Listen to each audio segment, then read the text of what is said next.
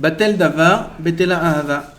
Quand l'intérêt, la chose est inexistante, l'amour devient inexistant. Okay?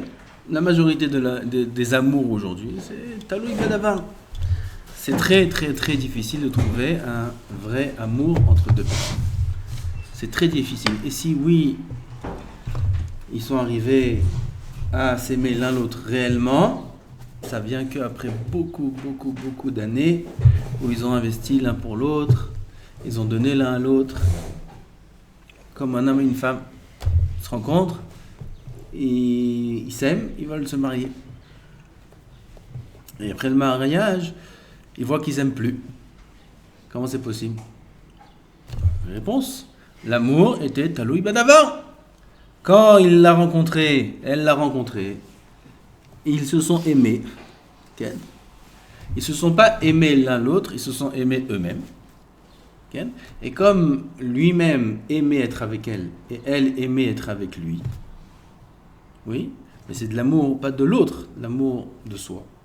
Alors, qu'est-ce qu'il aimait être avec elle? Il aimait être avec elle parce qu'elle est belle, elle est gentille, et elle est serviable, elle a des bonnes méthodes. Et après le mariage, quand elle devient moche, elle devient méchante, elle devient égoïste, alors il n'aime plus. C'est vrai que l'amour, il était taloui badavar. Maintenant, il faut que tu commences à construire un vrai amour. Alors, comment construire un vrai amour? Quoi? Amour de quoi? Un qui crie, un qui a fait du mal. Amour de quoi? Comment tu veux que je l'aime? Maintenant, tu vas commencer à apprendre qu'est-ce que c'est l'amour. Alors, il y a des règles. Rabim, il nous dévoile comment on aime. En gros, c'est en donnant. En donnant sans rien recevoir. Le vrai amour, c'est quand il n'y a aucun intérêt dans cet amour-là. Aucun intérêt. Aimer pour aimer. L'Ishem Shamaim. L'Ishma. Et ça, c'est très dur à trouver dans un couple. C'est très dur à trouver entre des amis. C'est pour ça que la Mishnah a dit Ukne lecha chaver. Mazé ukne lecha chaver. Achète-toi un ami. Comment j'achète un ami? Il dit Bartenoura kepshuto. Achète avec de l'argent. Va le voir. Une fois que tu as trouvé qui pourrait correspondre pour être ton ami, un vrai ami, et l'intérêt d'avoir un vrai ami, il est bien expliqué là-bas en large. Une fois que tu as trouvé quelqu'un qui pourrait être ton réel ami, achète-lui des cadeaux. Essaye de faire en sorte qu'il t'aime, qu'il s'attache à toi. Comme ça, votre amitié, elle va se construire. Et là, Bezrat Hashem, c'est parti pour un bon moment, pas mal d'années, comme on va voir des exemples d'amis qui étaient main dans la main. Alors ça, c'est quelque chose qui s'achète. C'est pas quelque chose qui... Si l'autre qui reçoit, c'est son ami par rapport au cadeau qu'il reçoit, c'est son intérêt qu'il a. Non, ça va lui ouvrir le cœur. Ça va lui ouvrir le cœur. Et après, il va savoir comment créer un lien d'amitié, un vrai. Mais d'abord, il faut qu'il commence à avoir un contact. Okay? Ça n'existe pas des amis aujourd'hui. Que sur Facebook, sur Facebook là-bas, il y a plein d'amis. Il n'y a personne là-bas, c'est ton ami. Personne. Ça n'existe pas des amis aujourd'hui en beauté. Okay? Les gens disent, celui-là je peux compter sur lui, même si rien du tout. Tu vas voir, la vie elle prouve que quand vraiment il y a besoin, quand vraiment ça va pas, il n'y a plus personne qui te connaît. Ça n'existe pas des amis. Notre ami, c'est Yadid. Misé Yadid. Minikra Yadid. C'est quoi en hébreu, ami? Yadid. Qui est appelé Yadid dans les textes? Ashkadosh Baruch Hu. C'est Yadid. Yadid, c'est Boré Olam. Boré Olam, c'est notre ami. Aval, si un homme il a un zrout et il sait comment s'y prendre, il peut aussi dans ce monde avoir un vrai ami. Il peut aussi avoir un vrai amour entre lui et sa femme. Mais ça prend beaucoup de temps.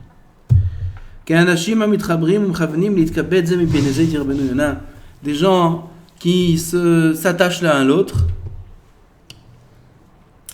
et dans leur amitié, en vérité, chacun y cherche son kavod par rapport à l'autre. Oui, quand je dis quelque chose de marrant, lui il rigole. Quand il dit quelque chose de marrant, moi je rigole. Alors voilà, on est trouvé on est des copains. Okay? On sort ensemble, on va boire un verre, on va un truc, parce que chacun il rigole des choses de l'autre. Voilà. Et le jour où un des deux il est plus marrant, alors ça s'arrête là. Sache qu'à la fin, ça va s'annuler. C'est ça le secret. Ça veut dire tout amour, toute amitié qui est dépendant de quelque chose, sache, il dit le Rav, le Tana Kadosh, cette amitié-là, un jour, elle va s'arrêter. Si tu as des amis et que tu es ami avec eux par intérêt, et moi je suis sûr que ça n'existe presque pas un amour sans intérêt, même entre un homme et une femme, c'est très dur à trouver. On dit, sache qu'à la fin, cette amitié, elle va changer. Elle va tomber.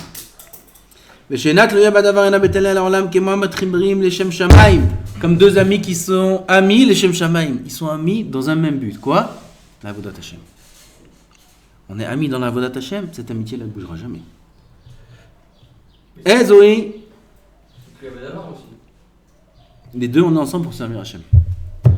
Pas toi, on est dans le même but. On a le même but, lui et moi. Et si maintenant après il change de but? Que change de but? Il veut plus servir Hashem? Non, quel but? Quel exemple? Un amour qui était avec un intérêt. Zo ahavat Amnon et Tamar. Amnon et Tamar, c'est des enfants de David Amelech. Ils sont demi-frères, frères et sœurs, demi-frères et sœurs. Amnon et Tamar. Ils n'ont pas le droit de vivre ensemble. Et Amnon, il était amoureux de Tamar, sa demi-sœur. Usnea Amon sin'a gedola me'od. Ki gedola sin'a asher senea mina ahava asher aheva, c'est un pasuk dans Shmuel. Amnon, il était fou amoureux de Tamar. Fou. Il a perdu la tête presque. Il a fait toutes sortes de choses pour la séduire, et tout, etc., etc., etc. Jusqu'à qu'après des semaines et des mois, il a réussi à la séduire. Et il a fait ce qu'il a voulu faire. De suite après, mamash, un instant après, il y a écrit dans le pasuk, Usnea Amon sin'a gedola me'od. Amonon, il a haï cette femme, une haine immense. Celui qui lit tout le contexte là-bas, celui qui lit tous les psukim qu'il a écrit avant, il voit l'histoire d'amour entre Amnon et Tamar. On dirait un roman magnifique. Comment Amnon il pense à elle, et comment, etc., etc. Et d'un coup, comme ça, tu lis le pasouk, t'as ce pasouk qui arrive là. Tu prends une claque. Quoi, d'un coup, il a haï une haine aussi grande. D'un coup, en quelques instants. Okay. Pourquoi? Tout cet amour-là, il était attaché à un but précis. Une fois le but atteint, terminé. Il ne ressent plus rien. Non seulement il ne ressent plus rien, mais en plus il a de la haine envers elle. C'est toujours pareil. Dans les Averot aussi c'est pareil. Un homme il aime faire la Avera. Une fois la Avera faite, il a un grand regret. David et Jonathan, l'amour entre David et Jonathan, qui étaient des très très très très très grands amis, et chacun était prêt à fermer sur votre nefesh pour l'autre. She'aita avatam leshem shamayim. Kol machloket, she'i leshem shamayim, sofa litkayem. Ve'she'ena leshem shamayim, en sofa litkayem. Machloket, il y a des désaccords. Ça arrive, il y a des désaccords entre des personnes. Alors, un désaccord qui est leshem shamayim, cette machloket là, elle va tenir jusqu'au bout, comme la Gemara donne, Mishnah donne un exemple. Hillel et Shammai. Hillel et Shammai, ils n'étaient pas d'accord. C'était deux géants, Hillel et Shammai, ils n'étaient pas d'accord. Jusqu'à aujourd'hui, on a Bet Hillel et Bet Shammai. Leurs machlokot, elles existent. Jusqu'à aujourd'hui, chaque avis existe encore. Vekol, il dit le Rav, Bafalpi she Bet Shammai bimkom Bet Hillel et na Mishnah. Siata d'Ishmaïa hi, shelo nechleku legadel ma'alatam. Bien que Bet Shammai et Bet Hillel, à chaque fois on dit Bet Shammai il dit comme ça, Bet Hillel il dit comme ça. Aval on sait une règle que Bet Shammai face à Bet Hillel c'est considéré comme rien du tout. Et la Mishnah est écrit, tu peux presque effacer l'enseignement de Bet Shammai. Ah pourquoi on l'amène à chaque fois? Bet Shammai il dit comme ça, Bet Hillel il dit comme ça, Bet Shammai il dit comme ça, Bet Hillel. Pourquoi? Parce que c'est Marloket les Shem Shammai. Et Bet Shammai, son avis, il existe jusqu'à aujourd'hui, même si on ne tient pas compte de cet avis-là. Chez l'on echlakou le gadel ma'alatam, il n'y avait pas de désaccord pour avoir du kavod. Elle allait au-dessus d'avoir la mito, chacun y cherchait le émet dans le limoud. Chez Nimseu, Shneem, Mitkavnim, le davar echad, la avodato chez le makom. pour servir Hachem. Un il pense comme ça, un il pense comme ça. Chacun il est Mechaven Leshem Shamaim, on ne cherche pas à gagner l'autre. Dans les Chavrutot aussi pareil, dans le Limoud aussi pareil, on ne cherche pas l'un à gagner l'autre, on cherche à savoir quel est le Hémet. Et si c'est comme ça, les deux ils réussissent. C'est quoi Machloket Shelo Leshem Shamaim? Zo Machloket Korach Vechol Adato. Là c'était une Machloket terrible dans Am Israël. Moshe Rabbeinu il a distribué les postes, qui va être Melech, qui va être Kohen, qui va être Lévi, et là Korach il voit Beruach HaKodesh, qu'il est grand, plus grand que Moshe et Aaron, il y aura Shmuel qui va se descendre de lui, et il commence à pas être d'accord. C'est un moussard très grand la paracha de Korach Rabotai, très très grand, il faut bien retenir cette paracha constamment, ne pas être d'accord avec les Gdolim. Même si c'est un Gadol, même si c'est quelqu'un d'important. Korach c'était quelqu'un d'extrêmement riche, et très important il était Korach. Il avait une grande neshama de tzaddik. Tzaddik, Katamar, Ifrah, écrit dans le pasuk qui dit la Rizal, Sofet Evot, Korach.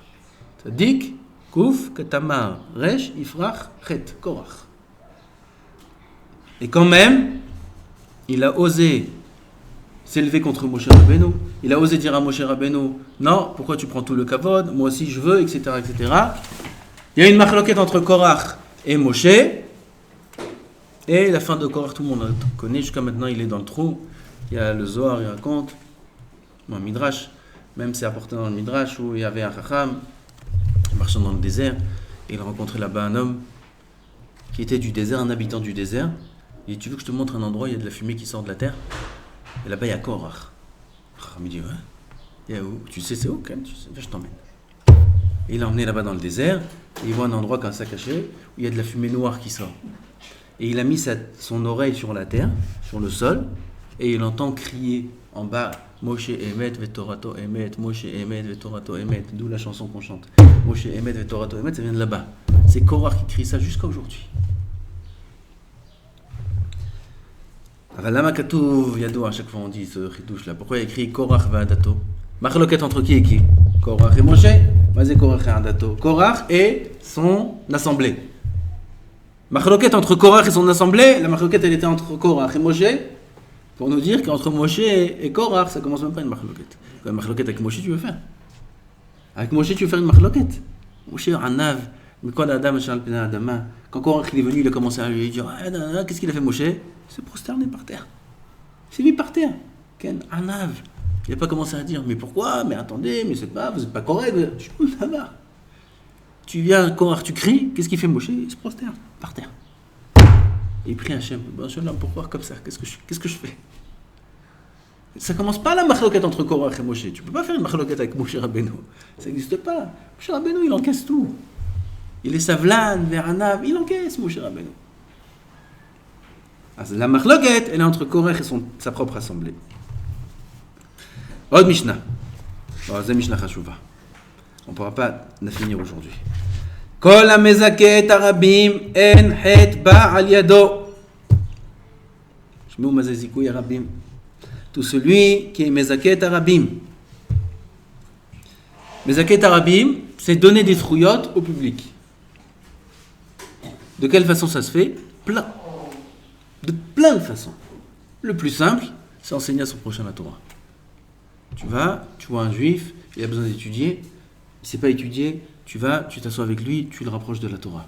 Tu lui fais faire tchouva. C'est Zikoui Rabbeim, le plus grand du monde. La Gemara a dit Kefitiye, que celui qui est Mazaket Arabim, celui qui fait faire tchouva aux autres, Akadosh Baruch Hu, il décrète ce qui sort de sa bouche. Ce qu'il dit dans sa bouche, Akadosh Baruch Hu l'applique. Ça, c'est la force, la grande force de celui qui fait faire tchouva à Am Israël. C'est Mazaket Arabim. Enfin, c'est pas que ça, Zikoui Rabim. Ça se fait de beaucoup plus de formes. Ksha'adam oseh zchut gadol kazeh, midat adin noten leshalem lo sachar tov et gadol kazeh. Un homme, il fait une aussi grande chose. Alors, dans le ciel, on lui donne un salaire. Quel salaire on lui donne? On l'empêche de fauter. On lui protège de la faute. Shelo le'avichet al yado velo irur avera. Il n'aura pas de mauvaise pensée. Il sera pur dans son esprit. Il n'aura pas l'occasion de fauter. Il n'aura pas un éveil à l'intérieur de fauter. Quelqu'un, il a un grand Yetzer Hara, par exemple. Comme aujourd'hui, des jeunes comme ça, ils ont un grand Yetzer Hara. On leur donne un conseil, vous voulez annuler, etc. Faites Zikoui Rabu. Prends quelqu'un, prends un Chavruta, quelqu'un qui est plus faible que toi. Je vois quelqu'un qui traîne là où il est en train de faire les machines en plein milieu du Seder. Pourquoi tu fais ta machine maintenant? Viens, on fait Chazara. Tu vas faire Chazara, quand il te donne la pureté d'esprit. Il te donne la Tahara. Il te donne que tu n'as plus envie de fauter. C'est un cadeau magnifique, ça. Plus avoir envie de fauter, c'est magnifique. Vezo Yisraro, Shesrar mitzvah. Vekol amarti et arabim el maspikin beyado lasot teshuva. Chas v'shalom, l'inverse. Il entraîne les autres de fauter. Viens avec moi, on va là-bas. Allez, viens, on sort un peu. Viens, détends-toi. Et comme ça, il incite à fauter. Ou alors, il y a un, il est en plein limoud.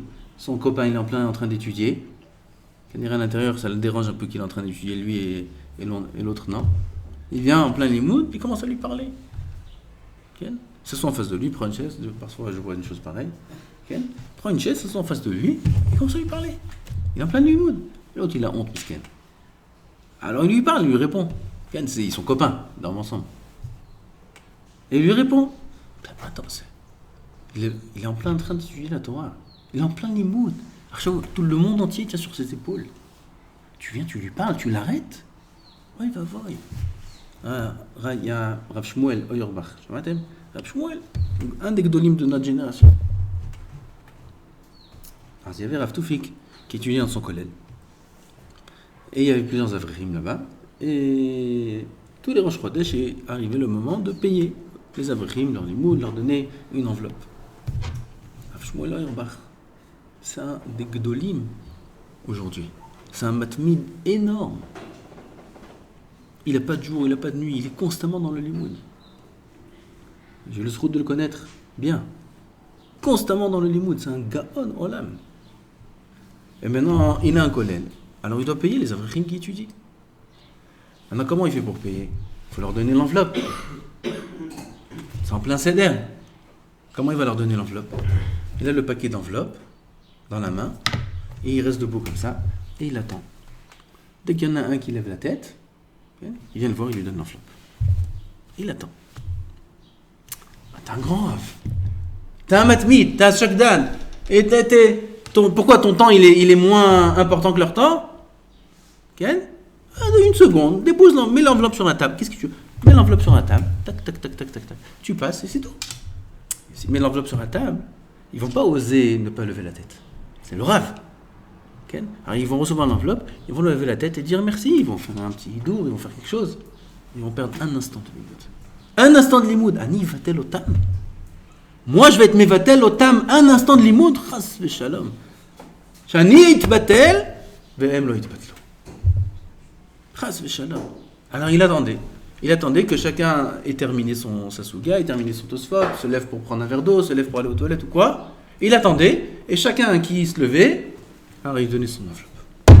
Là, les vatel, même pas un instant, on parle de zman, de temps, de gdolim, de temps, de géants en Torah, qui sont prêts à brûler ce temps, à perdre ce temps, pour pas chas v'shalom, annuler un instant un juif qui est en train d'étudier la Torah. Quelqu'un qui a du da'at, qui comprend qu'est-ce que c'est la chashivut de l'imoud à Torah, il est en train d'étudier, pour rien au monde, on peut l'arrêter. Et lui, il vient ce blata là, prend sa chaise, il se met en face de lui, il matril d'abel.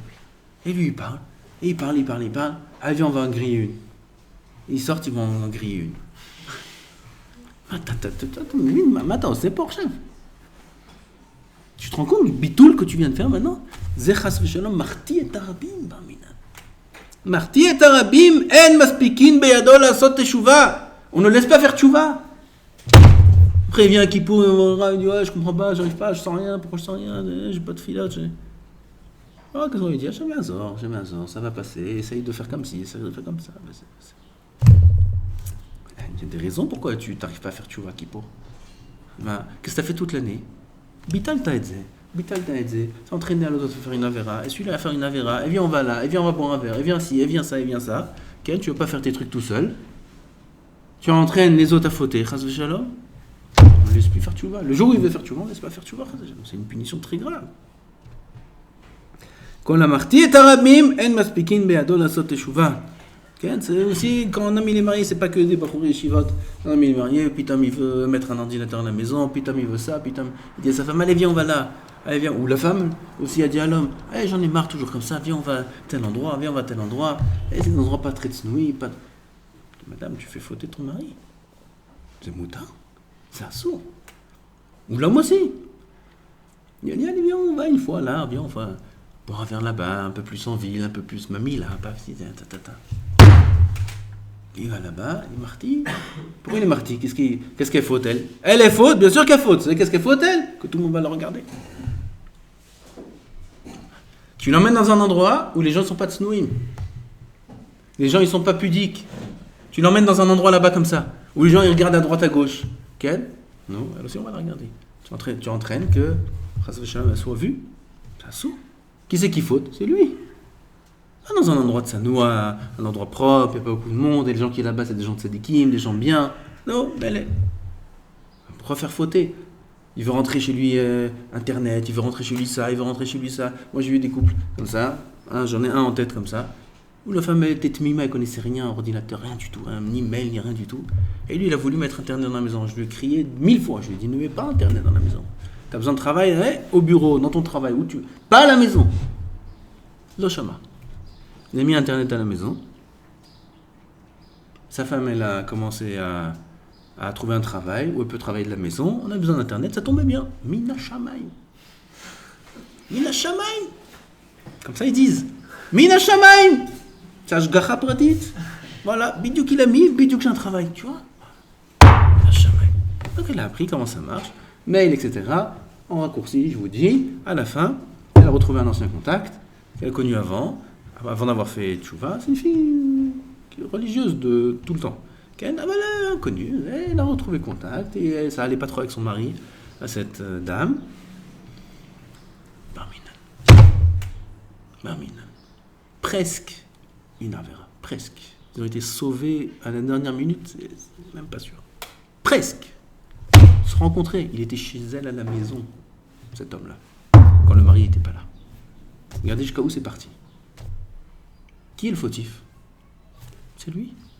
T'as marty, t'as rabim, tu fais fauter les autres. Pourquoi tu fais fauter les autres? C'est grave. Toi-même, tu crois que t'es protégé, Nagui t'es protégé. Mais ça, pas tout le monde est tzaddik comme toi. Les autres, ils peuvent fauter. Mais entre un mot, l'ol arti tarabim, ne pas faire fauter les autres. Si un homme il a du mal lui-même avec son yetzara, qu'il faute tout seul. Pas les autres, ce shalom. Ok? Voilà, mais il y a des questions. Là, ils ont des questions. Des questions d'Emouna. Ok? Ils ne savent pas pourquoi ci, pourquoi ça. Et ils aiment faire partager aux autres leurs doutes. Pourquoi tu fais ça? Les autres, ils n'ont pas de doute. Les autres, c'est des juifs, Tmimim, Faradim, Hanin, ils ne se posent pas de questions. Moi, à qui j'habite, où j'habite, qu'est-ce que je m'appelle? Ani, Boré en l'âme, je tape chez mon âme. C'est moi, Yodéa. Et Rhodes me disait, c'est rien du tout. Tu viens, tu dis, oui, mais pourquoi on pourrait les voir les choses comme si? Pourquoi? Et puis, Tom, il t'écoute, et Matril, les gars. Ouais, c'est vrai, pourquoi pas? Tu lui mets des sfekot dans Emouna? Barminan, tu sais ce que tu es en train de faire maintenant? Tu es en train de l'abîmer, tu es en train de le pourrir. C'est Marty Tarabim. Un homme lui-même, il est faible. Qui faute lui-même, il a des sfekot, il a un manque d'Emouna, il a un manque de bitachon, il a un manque de volonté d'étudier, il a un manque de... Ça arrive, ok, ben ça on n'est pas Superman. Ça arrive. Alors pourquoi tu fais partager ta faiblesse à l'autre? Pourquoi tu enlèves le cheshek de l'autre? Tu vois que l'autre il essaye de faire des efforts, tu la tires vers le bas, au lieu de le propulser vers le haut, tu la tires vers le bas, au moins ne lui parle pas. Tu mets des sfekot dans la tête des autres. C'est ce qu'il a fait Korach. Qu'est-ce qu'il a fait Korach? Il est parti voir tout Shevet Reuven. Toute la nuit, une nuit entière, Korach, il est passé dans toutes les tentes de Shevet Reuven, une après l'autre, pour leur dire à Botaï, c'est pas normal ce qui se passe, venez avec moi, venez, on fait un coalitia, je sais pas comment on dit, on fait un... Non, bref. Hein? Pas une manifestation, on fait un parti, venez, on met un parti contre Moshe, voilà, nous on va être l'opposition. Oppositia, ça s'appelle en Israël, dans le Parlement. Et il commence à persuader l'un, persuader. Ils sont tous morts. Tous. Gam Reuven, ils sont morts. Vous savez ce qu'il a réussi à les persuader?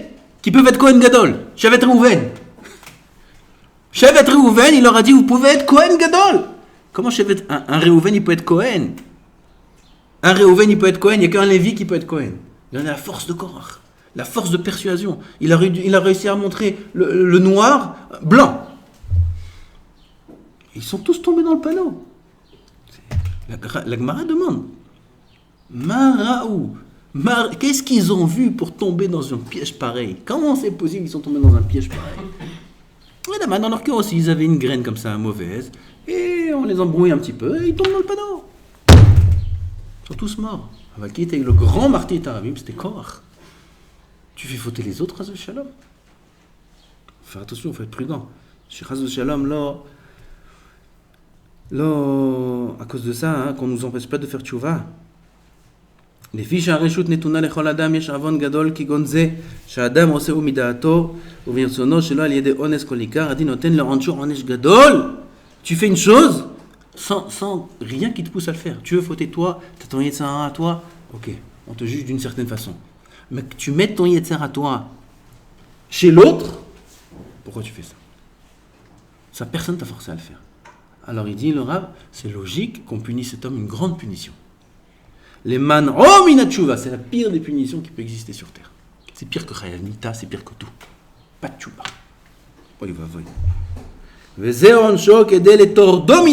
Cette punition-là, elle est pour l'expulser du monde. Ce sera Avera. Moshe Zacha, Vizika Tarabim, Srut Tarabim, Talouibo, Moshe Rabbeinu, Alav Shalom, il a fait ça toute sa vie. Chez les Matzit Kadasham Muslam, Mishpatav Israël. Yerovam ben Nevat, Hatav, Virti Tarabim, c'était un roi très très dur qui a mis Avodah Zara partout pour pas qu'on monte à Yerushalayim. Il a fait fauter et tout en Israël, Virti Tarabim, Hatarabim, Talouibo, chez les Mal, Hatot Yerovam, Chez Hatav, Asher Hiti et Israël, Kadosh Baruch Hu Zakenu. Je suis chez les Mal,